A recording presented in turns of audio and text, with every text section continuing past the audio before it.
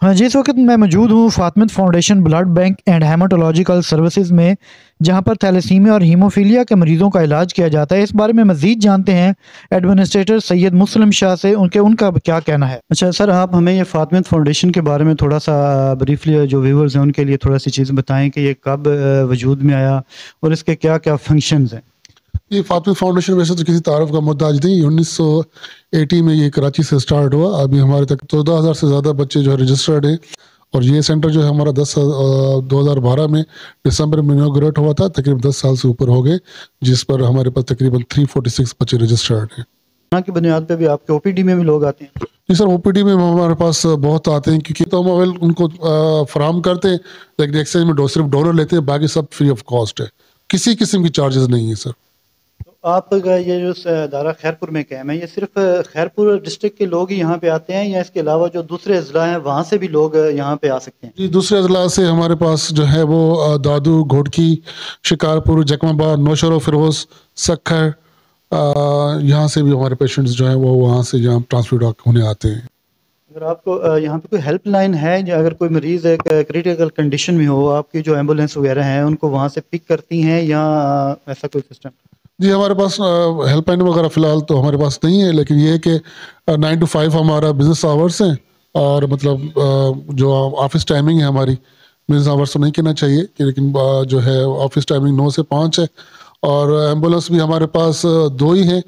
ऐसा कोई सीन नहीं है कि वो वहाँ से पिक हो। हाँ, ये होता है कि अगर हमें पता चल जाए कोई डोनर वगैरह है या कोई पेशेंट हमें कॉल कर ले, या किसी पेशेंट को सपोज़ हमारे पास बहुत सारे पेशेंट ऐसे हैं जिनको जो है ड्रॉप देने की सिचुएशन होती है, जो बाहर से आते हैं। कुछ पेशेंट है हमारे पास ऐसे हैं जो सिर्फ खुद ही आते हैं, उनके साथ कोई पेरेंट्स वगैरह या भाई वगैरह नहीं आते, तो फिर हम उनको ड्रॉप कर देते हैं। उनको में एक आम राय पाई जाती है कि लोग ब्लड देंगे तो उनका ब्लड सही बनेगा नहीं, और उसके अलावा ये होगा कि उनमें को बीमारियां हो सकती हैं, लाख हो सकती हैं। इस बारे में थोड़ा बताइए। जी, मैं आपके इस चैनल BBN के तवज्जो से ये आगाही देना चाहूँगा कि ब्लड देने से किसी भी किस्म की बीमारी या कोई भी कमज़ोरी नहीं होती।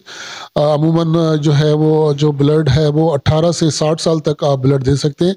हर तीसरे महीने में, साल में आप 4 दफ़ा ब्लड दे सकते हैं। हर 90 डेज़ के बाद आप ब्लड दे सकते हैं। इससे फ़ायदे ये है कि एक तो आपकी ब्लड नहीं बनेगी, आप तंदुरुस्त तवाना रहेंगे, चुस्त तवाना रहेंगे। जो आपके जिस्म में बीमारियाँ पल रही हैं, जो बीमारियाँ आने वाली हैं, वो बीमारियाँ भी ब्लड देने से ख़त्म होंगी। इसके अलावा फातिमा फाउंडेशन आपको 6 type reports free of cost फराहम करता है, जिसमें हेपेटाइटिस बी, सी, मलेरिया, HIV और VDRL इंक्लूडिंग आपको ग्रुप भी शामिल है। और ये सवाब भी है, इबादत भी है, किसी की जान बचेगी और सदक़े जारी में आपका नाम लिखा जाएगा। थोड़ा सा ये भी बता दीजिएगा कि जैसे आप थैलेसीमिया के ब्लड चेंज होता है, क्या यहाँ पे कोई वार्ड भी है जहाँ पे कोई मरीज एडमिशन भी होता है? जी, एडमिशन के हवाले से नहीं, हमारे पास ब्लड ट्रांसफ्यूशन होती है और पेशेंट जो है वो रजिस्टर होते हैं। यहाँ कोई मतलब रहने का कोई सीन नहीं है। ब्लड चेंजिंग का इशू है थैलेसीमिया का, उनको जो उनको आप कोई डेट देते हैं कि महीने में इतने आए, दिन में इतने आए, उससे आगे पीछे होने से कोई ऐसा कुछ तो नहीं होता? जी, वो डिपेंड करता है। HB हमारे मेडिकल ऑफिसर्स हमारी बैठी हुई हैं, वो उनको डेट्स दे देती हैं। अब प्रॉब्लम तब आती है जब ब्लड नहीं होता हमारे पास। उससे पहले ये टेस्ट करवाना चाहिए। इस बारे में बता दीजिए टेस्ट कितना ज़रूरी है। और जैसे तो ये असेंबली में रेजोल्यूशन भी पास हुआ है कि शादी से पहले आप ब्लड की टेस्ट करवा लें, लेकिन यहाँ पर हमें पता है आपको कि इम्प्लीमेंटेशन का बड़ा फुकदान है। और यहाँ पर शादियाँ हो जाती हैं, और जब माइनर जब मिलते हैं तो तब उनके माइनर कपल में उनके 4 बच्चों में से 2 बच्चे जो है थैलेसीमिया मेजर के पैदा हो जाते हैं। फिर वो जब बच्चे पैदा हो जाते हैं तो फिर वो सारी उम्र उनको, उन पेरेंट्स को रोज़ जीना होता है, रोज़ मरना होता है, क्योंकि उनको पता नहीं होता कि बच्चा हमारा आज जिंदा है, कल जिंदा होगा ना होगा। और ब्लड के लिए वो मतलब फॉर एवर परेशान होता है। फातिमा फाउंडेशन जो है उनकी वो उम्मीद का सहारा है। और हम उनको, हालांकि उनको हर साल जो है 8 डोनर देने होते हैं, लेकिन वो डोनर दे नहीं पाते। लेकिन अल्लाह जिसने पैदा किया वो उनका तवस्सुल, उनका वसीला भी बनाता है। हम कम्युनिटीज़ में जाकर, यूनिवर्सिटीज़ में जाकर ब्लड कलेक्शन कर लेते हैं, और 1-2 दिन लेट हो जाते हैं, लेकिन उसके हम ब्लड उनको फराहम कर लेते हैं और मेडिसिन भी फ्री ऑफ कॉस्ट देते हैं। कज़न मैरिज हैं, उसकी वजह से भी ऐसे कोई असबाब पैदा होते हैं, इस तरह का कोई इशू है या नहीं है? नहीं, ऐसा कोई सच इशू नहीं है। आपको पता है माइनर होता क्या है, ये क्या चीज़ है जिसकी वजह से कम होते हैं, वो जो है कमी पैदा कर देते हैं उन बच्चों की अफजाइश में। फिर वो बच्चे जब पैदा होते हैं तो उनकी ब्लड सेल्स, उनकी जो है रेड सेल्स काम, रेड सेल की जो एज है वो 35 डेज है। कंप्यूटर में 16 स्केयर्स हमारे पास अवेलेबल है। बेटा है सर।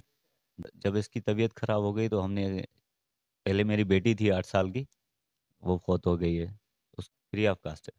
गरीब बंदे का खर्चा बहुत है, डोनेशन से तो हमारी सहूलत बढ़ जाती है ना सर। जी तो नाजरीन, जैसा आपने एडमिनिस्ट्रेटर सैयद मुस्लिम शाह की बातें सुनी, फातिमा फाउंडेशन में तमाम तरह का जो इलाज है वो फ्री ऑफ कॉस्ट किया जाता है। लेबॉर्ट्री में इंतहाई जदीद मशीनरी पड़ी है जिनके ज़रिए टेस्ट फ्री ऑफ कॉस्ट किए जाते हैं, और जो मेडिसन है वो भी इंतहाई कास्टली हैं, वो भी फ्री ऑफ कॉस्ट दी जाती हैं। इसलिए ऐसे में तमाम लोगों अपने किरदार अदा करते हुए ऐसे अदारों को डोनेशन देना चाहिए।